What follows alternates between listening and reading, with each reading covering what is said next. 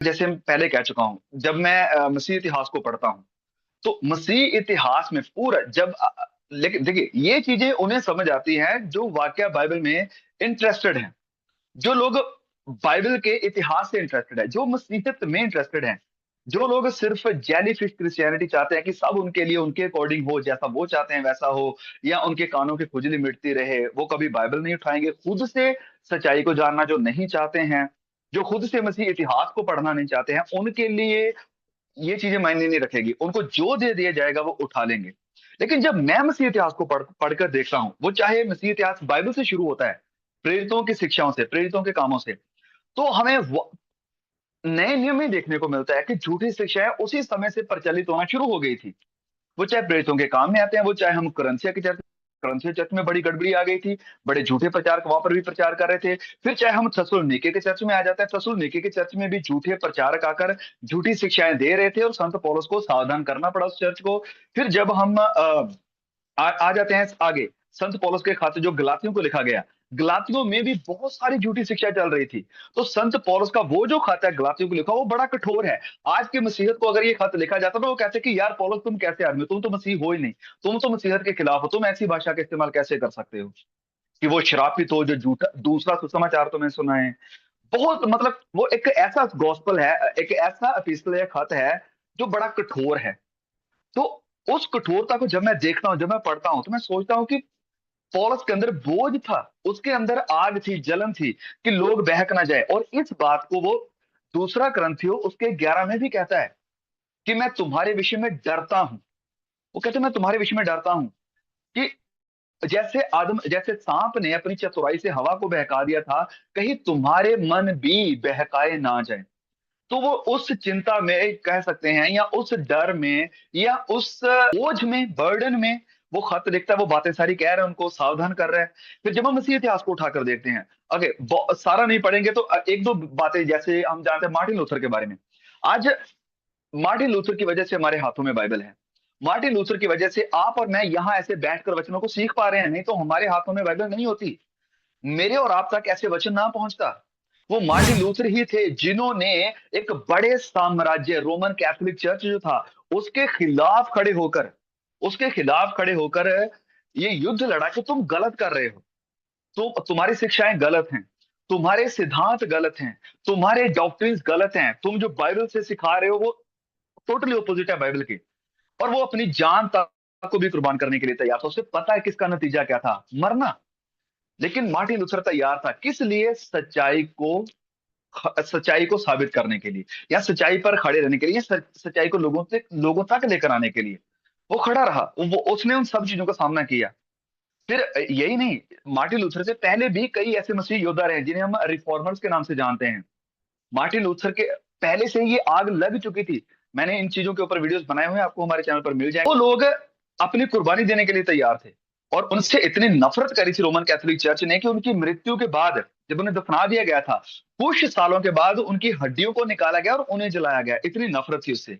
और उनका दोष क्या था? बस ये कि बाइबल सब तक पहुंचनी चाहिए। लेकिन कैथोलिक प्रीस्ट मानते थे कि नहीं, अगर बाइबल सब तक जाएगी तो हम कंट्रोल कैसे कर पाएंगे, हम झूठी शिक्षाएं कैसे दे पाएंगे, जैसे कि पैसे लेकर लोगों को उद्धार बेचना। तो वो लोगों ने हिम्मत दिखाई, और उन लोगों का दोष क्या था कि हमें बाइबल सब तक पहुंचानी है। और बाइबल को उस वक्त ट्रांसलेट करना भी क्राइम क्राइम था। लेकिन फिर भी इन लोगों ने ये जोखिम उठाने के लिए तैयार थे। मैं सोचता हूं कि आज की क्रिश्चियनिटी में अगर ये लोग होते तो उन्हें बाइबल के खिलाफ के उन्हें दुश्मन कहा जाता। जैसे लोग कई हमें कहते हैं कि तुम लोग एंटी क्राइस्ट हो। क्यों? क्योंकि हम सच्चाई को सामने लाना चाहते हैं। हम कि शैतान का शुरू से ही टारगेट रहा है कलीसिया, और उसे बिगाड़ने के लिए वो हर हद तक जाएगा। और अगर किसी को ये लगता है कि नहीं, शैतान कलीसिया में आ नहीं सकता, तो सबसे बड़े गुमराही में वो लोग हैं। क्योंकि प्रभु यीशु ने इस चीज से लेकर सावधान किया था, मत्ती 24 में 4 बार किया था। मत्ती अध्याय 24 वचन 4 और 5 में, फिर वचन 11 में, और फिर वचन 24 में बार बार इस बात को रिपीट किया। फिर मत्ती अध्याय 7 में भी प्रभु यीशु ने सावधान किया, वचन 1, 2 और 3 में। वहां पर क्लियरली कई बार प्रभु यीशु मसीह ने सावधान किया कि भेड़िए आएंगे भेड़ों के रूप में, और वो फाड़ डालेंगे। प्रभु यीशु के चेलों ने इस चीज को लेकर सावधान किया। संत पौलुस है, दूसरा कुरिन्थियों अध्याय 2 वचन 11 12 13 को जब आप पढ़ेंगे, वहां पर लिखा है कि झूठे प्रेरित जो शैतान के हैं वो मसीह के प्रेरितों का सा रूप धारण करते हैं। और संत पौलुस वही उसी खत में नीचे वचन में लिखता है कि शैतान खुद भी ज्योति में जो स्वर्गदूत का रूप धारण करता है। तो उस वक्त से ही शैतान ने अपना ये काम शुरू कर दिया था कि मैं कैसे गुमराह कर सकता हूं। और उसने कोशिश करी कुरिन्थियों के चर्च को बिगाड़ने की, थेसलोनिकियों को बिगाड़ने की, और फिर गलतियों के चर्च को बिगाड़ने की। और जितने चर्च हमें प्रकाशित वाक्य में देखने को मिलते हैं, तकरीबन 7 चर्चेस हैं वहां पर, पूरे 7 चर्च प्रकाशित वाक्य में जिन्हें खत लिखा गया, और वो खत मसीह यीशु का था। उसे पौलुस ने नहीं लिखा, उसे यूहन्ना ने नहीं, पतरस ने नहीं लिखा, वो खत मसीह यीशु का खुद का था। और उस खत में उन 7 चर्चेस को बातें करी गई। और उन 7, मैं प्रकाशित वाक्य की जो हम स्टडी कर रहे हैं, आपको पता होगा, मैं बात पहले भी शेयर कर चुका हूं। 7 चर्चेस में से सिर्फ 2 चर्चेस थे, सिर्फ 2 चर्चेस जिन्हें प्रभु यीशु ने अप्रिशिएट किया, उनमें कोई गड़बड़ी नहीं आई थी। लेकिन जो बाकी 5 चर्च थे, उनमें गड़बड़ी आ चुकी थी। और किसी चर्च में तो लिखा है कि तुम्हारे यहाँ शैतान का अड्डा है। एक चर्च को तो कहा गया कि तुम इजबेल की शिक्षा पर चल रहे हो। एक चर्च को कहा गया कि तुम बिलाम की झूठी शिक्षा के अकॉर्डिंग चल रहे हो। एक चर्च को कहा गया कि तुम लोग गुमराही में बैठे हो, तुम ना ठंडे हो ना गर्म हो। और एफिसियों की चर्च को क्या कहा गया कि तुम ठंडे पड़ चुके हो, तुम्हारा प्रेम खत्म हो चुका है। तो शैतान हमेशा से टारगेट करते आ रहा है, आज भी वो कर रहा है। और आज जो कई झूठी प्रचलित शिक्षाएं हैं, मैं आपको चाहता हूं कि प्लीज आप उससे बच जाएं। स्पेशली ये जो न्यू एज की टीचिंग मसीहत में घुस आई है, न्यू एज की शिक्षा जो कि डिमोनिक शिक्षा है, कि एक नया रिलीजन है ये, जिसे हम अट्रैक्शन कहते हैं, द लॉ ऑफ अट्रैक्शन, वो क्रिश्चियनिटी में आ चुका है। लेकिन इसका रूप अलग है। इसको रूप क्या दिया जाता है? फेथ। इसको फेथ के रूप में बेचा जा रहा है, कि नए रैप में इसे कवर करके लोगों को दिया जा रहा है। लेकिन है ये वही लॉ ऑफ अट्रैक्शन है, कि अगर आप बोलते रहोगे सही सही, आपके लिए सब सही होता जाएगा। इसे ये लॉ ऑफ अट्रैक्शन की टीचिंग है, न्यू एज की टीचिंग है। मैं आपको अभी मेरी इसी विषय पर एक बहन से बात हो रही थी। वो बोली कि भैया मैं इतनी डिप्रेशन में चली गई, इतना मतलब चिंता हो रही है, मैं बड़ी अंदर से परेशान हूं, अपने आप को दोषी महसूस कर रही हूँ। इसी चीज के कारण, इसी चीज के कारण, लॉ ऑफ अट्रैक्शन की शिक्षा जो चर्च में है, उसके कारण। कि भैया हमेशा मैं यही कहती हूँ पॉजिटिव बोलूं, मुझसे कुछ नेगेटिव बोला गया तो मैंने उन्हें बोला कि आप तो मूसा की शिक्षा पर हो या यीशु की शिक्षा पर हो, मूसा की व्यवस्था में हो या यीशु की व्यवस्था में हो, पुरानी वाचा में हो या नई वाचा के विश्वासी हो। जब मैं वाचा कहता हूं तो मैं पुराना नियम नहीं कह रहा हूं, 39 किताबें नहीं, वाचा। वाचा जो खुदा ने, परमेश्वर ने अब्राहम से बांधी थी, जो वाचा परमेश्वर ने दाऊद से बांधी थी, हम उस वाचा की संतान नहीं है। उस वाचा की संतान यहूदी लोग थे, हम यीशु की वाचा की संतान है। वो वाचा जो मसीह यीशु के लहू के द्वारा स्थापित हुई है, हम उस वाचा की संतान हैं, मसीह यीशु के लहू की वाचा। तो हम नई वाचा के विश्वासी हैं। जब मैं फिर से कह रहा हूं, जब मैं नई वाचा कह रहा हूं, मैं नया नियम नहीं कह रहा हूं। नई वाचा मतलब जैसे पहला कुरिन्थियों अध्याय 11 वचन 23 24 और 25 में संत पौलुस कहता है कि उसने लहू, एक हाथ में कटोरा लिया, रोटी ली और कहा कि ये मेरी वाचा का लहू है। तो उस नई वाचा के हम विश्वासी हैं। तो मैं उन्हें यही बात कह रहा था, अगर हम पुराने नियम में भी देखें तो ये जो लॉ ऑफ अट्रैक्शन की शिक्षा सिखाई जा रही है कि जो तुम बोलोगे वैसा ही तुम्हारे साथ हो जाएगा, वो पुराने नियम में भी नहीं थी। खासकर, okay for example, Abraham Abraham के पास जब परमेश्वर आया, तो 3 दूत जब आए थे, उसमें यहोवा परमेश्वर यानी मसीह यीशु भी थे। तो वहां पर दूत जो थे, उन्हें उस अब्राहम से कहते हैं कि आने वाले साल में, यानी जो अगला साल आएगा, क्योंकि तूने इतनी सेवा करी है तो हम खुश हैं, हम प्रसन्न हैं और तुझे ये गिफ्ट देंगे। आने वाले साल में तेरे घर में एक बेटा होगा। अब्राहम क्या कह रहा है? नहीं नहीं नहीं, ये हो नहीं सकता।